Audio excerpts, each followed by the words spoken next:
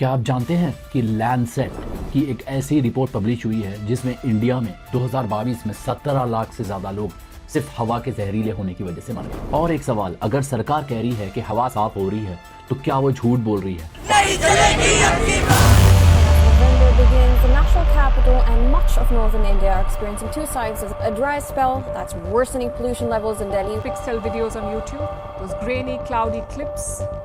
It's life in Delhi these days. It's smoggy, it's dusty, and it's polluted.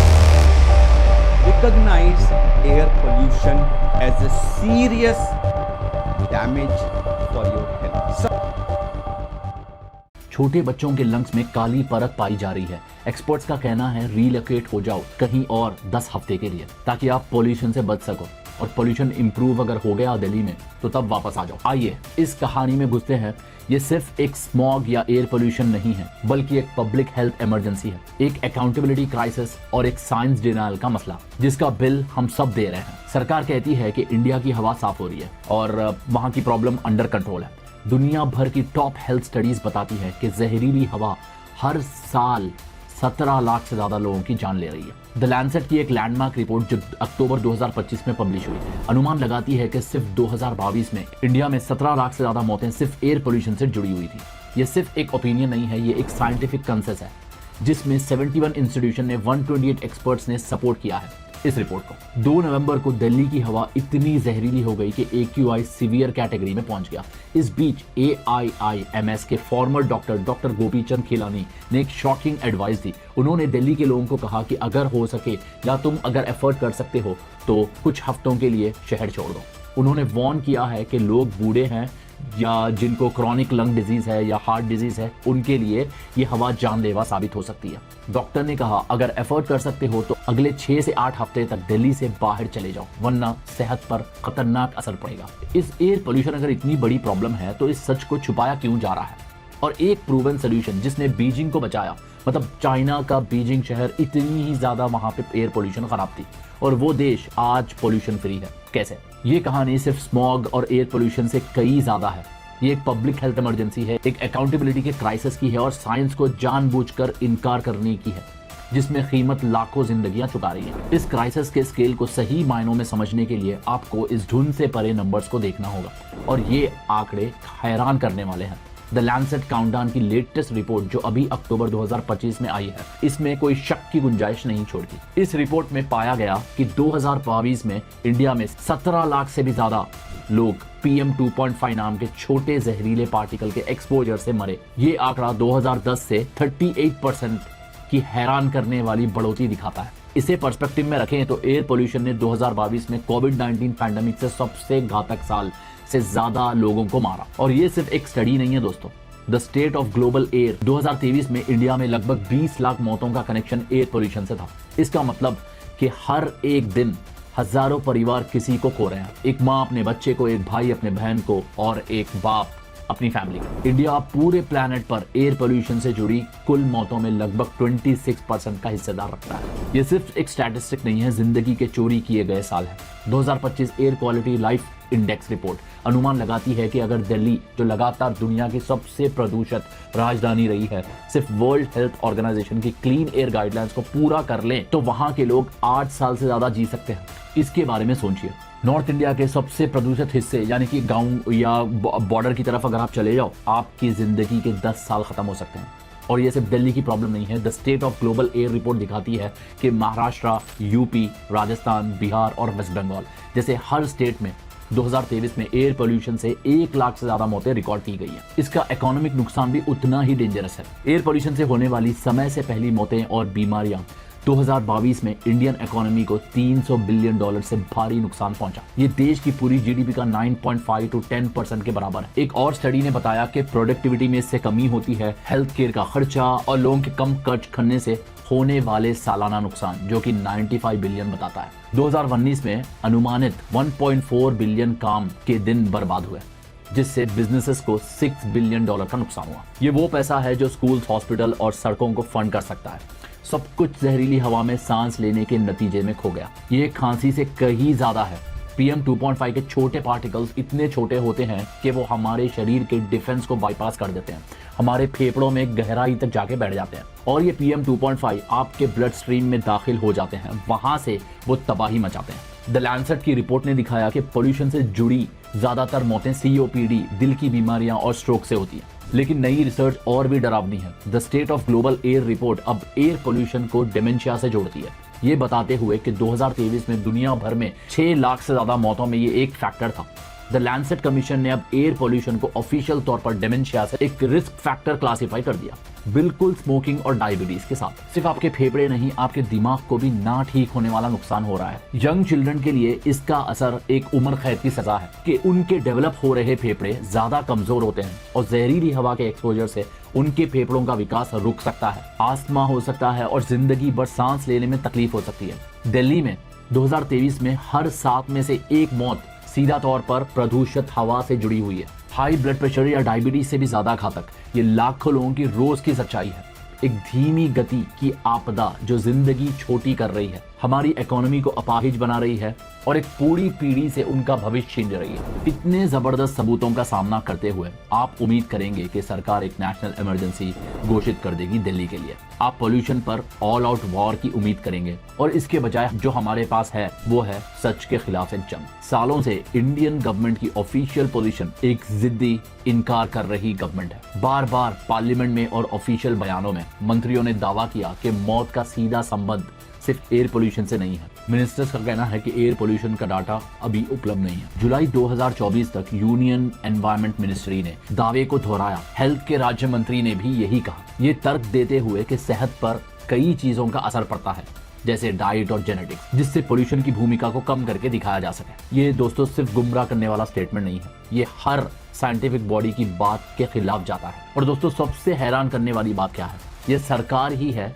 जो अपनी research को भी contradict करती है। इस बारे में बिल्कुल साफ हो जाता है कि the Lancet, World Health Organization और हेल्थ इफेक्ट्स इंस्टीट्यूट सभी ने पीयर रिव्यूड स्टडी पब्लिश की है जो सीधे तौर पर इंडिया में एयर पोल्यूशन को लाखों समय से पहले होने वाली मौतों से जोड़ती है। असल में सरकार को अपने Indian council for medical research यानी ICMR द्वारा 2020 की एक स्टडी में पाया गया कि 2019 में 1.7 मिलियन मौतें एयर पोल्यूशन के कारण हुई थी। फिर एक अजीब मोड़ में यूनियन हेल्थ सेक्रेटरी ने नवंबर 2024 को एक लेटर में कहा, जो स्टेट्स को एयर पोल्यूशन से निपटाने की सलाह दे रहा था, उसी ICMR स्टडी का हवाला दिया गया, ये मानते हुए कि 2019 में 1.7 मिलियन मौतें गंदी हवा से जुड़ी थी। तो दोस्तों आपके पास एक सरकार है जो कहती है कोई डाटा नहीं है, जबकि उसका अपना हेल्थ सेक्रेटरी उसी डाटा के आधार पर एडवाइजरीज भेज रहा है। ये कम्युनिकेशन गैप नहीं है, ये एक सोची समझी स्ट्रैटेजी है। सरकार का एक हिस्सा पार्लियामेंट में साइंस को इनकार करता है ताकि अकाउंटेबिलिटी से बच सके, जबकि दूसरा हिस्सा छुपके से इसे इंटरनल मेमोस के लिए इस्तेमाल करता है। जब 2025 की लैंसेट रिपोर्ट ने बताया कि इंडिया में 17 लाख लोग एयर पोल्यूशन की वजह से मर रहे हैं, तो एनवायरमेंटल हेल्थ मिनिस्ट्री ने जवाब दिया कि ये सिर्फ लिमिटेड डाटा वाले एस्टिमेट्स हैं। मतलब सीधा सीधा इनकन्वीनियंट साइंस पर डाउट डाल दो। तो दोस्तों इतनी बड़ी रिपोर्ट को ये इनकार करके सरकार को बड़े स्केल पर जरूरी एक्शन लेने से बचने का मौका मिल जाता है। उसके बदले वो सिर्फ सिंबॉलिक गिमिक्स पर फोकस करते हैं। दिल्ली में मल्टी करोड़ स्मॉग टावर्स लगाए गए हैं, जिसके एक्सपर्ट्स ने ऑलमोस्ट यूजलेस बताया है, क्योंकि वो सिर्फ एक छोटी सी एरिया की हवा साफ करते हैं। फिर अक्टूबर 2025 में हुआ क्लाउड सीडिंग का फेल्ड एक्सपेरिमेंट, आर्टिफिशियल रेन लाने की कोशिश, जो रिपोर्ट्स के हिसाब से एक पब्लिसिटी स्टंट था। जहां पे वो बादल ही नहीं थे तो कैसे काम करता। और कौन भूल सकता है उन वाटर स्प्रेइंग टैंकर्स को जो कुछ मिनट के लिए डस्ट जमाते हैं पर हवा पे कोई फर्क नहीं पड़ता। ये दिखावा सिर्फ तभी पॉसिबल होता है जब सरकार ऑफिशियली मौत के नंबर्स को मानती ही नहीं। अगर वो सच में मान ले कि 17 लाख लोग एयर पोल्यूशन से मर रहे हैं, तो फिर वो पैसे ऐसी नाकामी वाली सॉल्यूशंस पे कभी नहीं उड़ा सकते, जैसे स्मॉग टावर्स और क्लाउड सीडिंग। उससे असली प्रॉब्लम पर हाथ डालना पड़ेगा, उन इंडस्ट्रियल और पॉलिटिकल लॉबीज पे जो पोल्यूशन का मेन सोर्स है। लेकिन ये इनकार सिर्फ एक्शन को डिले नहीं करता, ये इंस्टीट्यूशन की क्रेडिबिलिटी भी खत्म कर देता है। ऐसे केसेस सामने आए हैं जहां एयर क्वालिटी मॉनिटर्स पानी के आसपास पानी छिड़काई कर रहे हैं, क्यों? उससे डाटा मैनिपुलेशन कर सके, AQI रीडिंग कम दिखा सके। ये सिर्फ धोखा नहीं है, डाटा मैनिपुलेशन है, लोगों को झूठी सेफ फीलिंग देने का एक तरीका। जैसे लैंसेट काउंटडाउन की एग्जीक्यूटिव डायरेक्टर मरीना रोमानेल्लो ने कहा था कि सबूत क्लियर है कि एयर क्वालिटी बहुत हानिकारक है। सरकार को साइंस को फॉलो करना चाहिए और हवा साफ करनी चाहिए। पर जब सरकार साइंस से मुंह मोड़ लेती है तो वो सिर्फ रिसर्च को इग्नोर नहीं करती, अपने लोगों की प्रोटेक्शन का फर्ज भी भूल जाती है। ये सारा पोल्यूशन कहाँ से आ रहा है? सरकार हर साल ब्लेम गेम खेलती है, कभी फार्मर्स के ऊपर दोष डाल दो, कभी दिवाली के पटाखों को बोल दो, लेकिन सच ये है कि एक सिर्फ छोटा हिस्सा है एक साल भर चलने वाली डिजास्टर का। चलिए इसको तोड़ के समझते हैं कि असल कल्प्रिट कौन है। सबसे पहले है fossil fuels, the main culprit. Fossil fuels जैसे कि कोल, ऑयल और गैस पोल्यूशन का सबसे बड़ा सोर्स है। 2025 लैंसेट की रिपोर्ट के मुताबिक सिर्फ इन्हीं फ्यूल्स ने 2022 में 7.5 लोग से ज्यादा मौतें करवाई। टोटल डेथ का 44%। सिर्फ कोल बेस्ड पावर प्लांट से लगभग 3.9 लाख लोगों की डेथ हुई। भारत ने डिकेड्स तक अपनी ग्रोथ को चीप ऑयल से फ्यूल किया और अब हम अपने लंग्स से उसका प्राइस चुका रहे हैं। और कोल के बारे में मैं वीडियो ऑलरेडी बना चुका हूं, आप अपनी स्क्रीन पे देख सकते हो। और दोस्तों दूसरा कारण है ट्रैफिक एंड ट्रांसपोर्ट। हमारे शहर लिटरली अपनी ट्रैफिक में घुट रहे हैं। कार्स, ट्रक्स और 2 व्हीलर से निकलता PM 2.5 और टॉक्सिक गैसेस हर दिन हवा को जहरीला बनाते हैं। 2022 में रोड ट्रांसपोर्ट से 2.7 लाख मौतें जुड़ी थी, जो कि हमने पहले देखा कि ऑड इवन मेजर्स लिए गए और ग्रैप जैसे मेजर्स को तब एक्टिवेट होते हैं जब हवा ऑलरेडी पॉइजन बन चुकी होती है। इवन अक्टूबर 2025 में ग्रैप 2 लगाने के बाद भी दिल्ली की एयर क्वालिटी पूर ही रहती है। और दोस्तों तीसरा कारण है स्टबल बर्निंग। हर विंटर पंजाब और हरियाणा के खेत जलते हैं और पूरा इंडो गैंजेटिक प्लेन धुएं से भर जाता है और इसका पीक सीजन है दोस्तों नवंबर। दोस्तों स्टबल बर्निंग, पराली जलाना, ये दिल्ली के PM 2.5 पोल्यूशन का 40% तक हिस्सा होता है। केंद्र और स्टेट गवर्नमेंट्स ब्लेम शिफ्ट करते रहते हैं कि नहीं ये आपकी तरफ से हुआ, लेकिन सच ये है किसानों के पास सस्ते और प्रैक्टिकल ऑल्टरनेटिव्स ही नहीं है। दोस्तों अगर सरकार उनको सब्सिडरी और मशीनरी प्रोग्राम से उनको फंड करे तो दोस्तों ये प्रॉब्लम बिल्कुल कम हो सकती है, क्योंकि उनके पास भी ऑप्शन नहीं है। चौथा कारण है हाउस होल्ड पोल्यूशन। भारत के गांव के लोग अभी भी कुकिंग के लिए लकड़ी, गोबर और क्रॉप वेस्ट जलाते हैं। 2022 में इस इंडोर पोल्यूशन से हर साल 1 लाख लोगों पर 113 मौतें हुई। वुमेन और बच्चे सबसे ज्यादा इफेक्ट हुए। LPG स्कीम ने मदद की, लेकिन रिफिल कॉस्ट के कारण लोग वापस चूल्हों पर आ जाते हैं। 5वां रीजन है dust and waste construction sites, road dust और ओपन वेस्ट बर्निंग। ये सब मिलाकर हवा को और भी खराब कर देते हैं। सिटीज तेजी से बदल रही हैं, लेकिन एनवायरमेंट लॉस अभी भी पेपर वर्क में ही अटके हुए हैं। दोस्तों यहाँ पे एक बड़ी पिक्चर है। पावर प्लांट से लेकर टेल पाइप तक, खेत से लेकर रसोई तक पोल्यूशन हमारे सिस्टम में घुस चुका है। ये क्राइसिस एक ऐसा विकास मॉडल का रिजल्ट है जहां ग्रोथ एट एनी कॉस्ट मंत्रा बन गया है और पॉलिटिशियन क्लास का इसको ब्लेम करना आसान लगता है, सोल्यूशन बनाना मुश्किल। सालों तक जब भी दिल्ली की हवा खराब होती है सरकार का स्टैंडर्ड जवाब होता है विकास का प्राइस है। और एग्जाम्पल मिलता है बीजिंग का। दोस्तों हम बीजिंग से समझ सकते हैं जहां कभी कभी पोल्यूशन बहुत ज्यादा था, लेकिन अब ये कंपैरिजन एक एक्सक्यूज बन गया है। बीजिंग ने दिखाया है कि अगर पॉलिटिकल विल हो तो पोल्यूशन पर जीत मिल सकती है। 2013 में बीजिंग लिटरली एयरपोकलिप्स का पोस्टर सिटी था। PM 2.5 लेवल WHO लिमिट से 18 गुना ज्यादा था और स्मॉग इतना थिक था कि सड़क पे कुछ दिखता ही नहीं था। फिर चाइना ने डिक्लेयर किया वॉर ऑन पोल्यूशन, और ये सिर्फ स्लोगन नहीं था उनके लिए। $100 बिलियन से ज्यादा इन्वेस्ट हुआ और टॉप डाउन एक्शन लिया गया। दोस्तों बीजिंग ने 4 चीजों को काटा। सबसे पहले कोल के खिलाफ कदम। बीजिंग ने अपने सारे कोल बेस्ड पावर प्लांट बंद कर दिया। जो फैक्ट्री स्टैंडर्ड मीट नहीं करती थी उन्हें फाइन नहीं, सीधा बंद कर दिया। इतना स्ट्रिक्ट स्टेप। दोस्तों दूसरा था ट्रांसपोर्ट रेवोल्यूशन।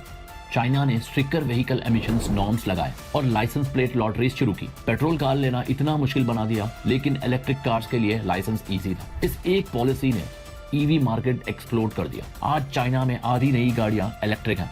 साथ ही मेट्रो एक्सपेंशन और इलेक्ट्रिक बसेस पे मैसिव इन्वेस्टमेंट हुआ। तीसरा घर के पोल्यूशन से मुक्ति।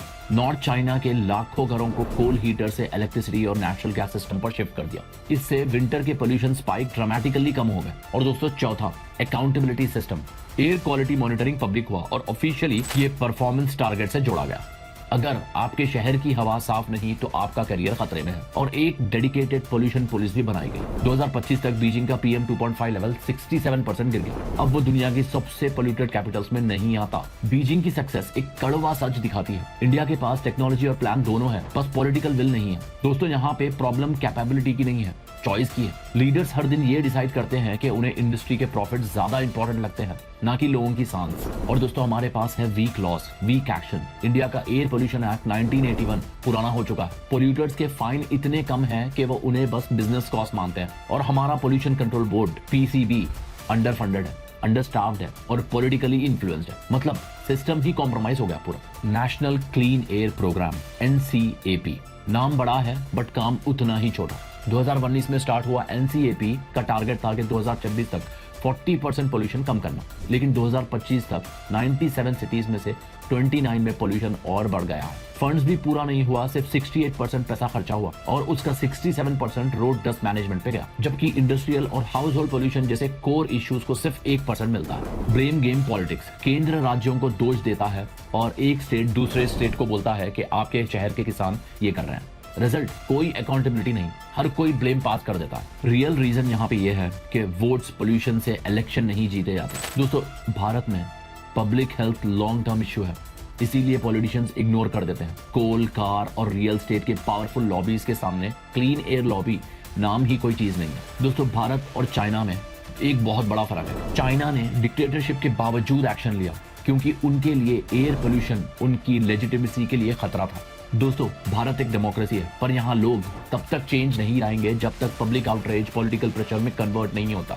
हर साल 17 लाख लोग मर रहे हैं और सरकार अभी भी डिनायल में है। बीजिंग का प्रूवन ब्लूप्रिंट सामने है, लेकिन हम इग्नोर कर रहे हैं। ये सिर्फ पॉलिटिकल फेल्यूर नहीं है, ये एक मॉरल फेल्यूर है। और दोस्तों, जिनके पास पावर है वो बस इग्नोर कर रहे हैं। दोस्तों, जो हाल ही में दिल्ली में प्रोटेस्ट हो रहा था, वहां पे हर प्रोटेस्टर को उठाकर, उनको धमकाकर, उनको मारकर वहां से उठा दिया गया। क्यों? क्योंकि सवाल पूछना आपका बिल्कुल भी राइट नहीं है। अगर आप सवाल पूछोगे या डिमांड करोगे तो बस आपका मुंह बंद कर दिया जाएगा। इसीलिए दोस्तों, सोशल मीडिया के थ्रू आवाज उठाओ, क्योंकि सरकार को मजबूर होना पड़ेगा एक्शन लेने के लिए। जितनी ज्यादा आपकी आवाज गूंजेगी उतना ज्यादा सरकार मजबूर होगी एक्शन लेने के लिए। शेयर करो, बात करो और पूछो उन 17 लाख मौतों को रोकने के लिए उनका प्लान क्या है। अगर आपको ये वीडियो पसंद आया हो तो आप अपनी स्क्रीन पे ये वीडियो देख सकते हो। मैं फिर आपको मिलता हूँ नेक्स्ट वीडियो में। जय हिंद।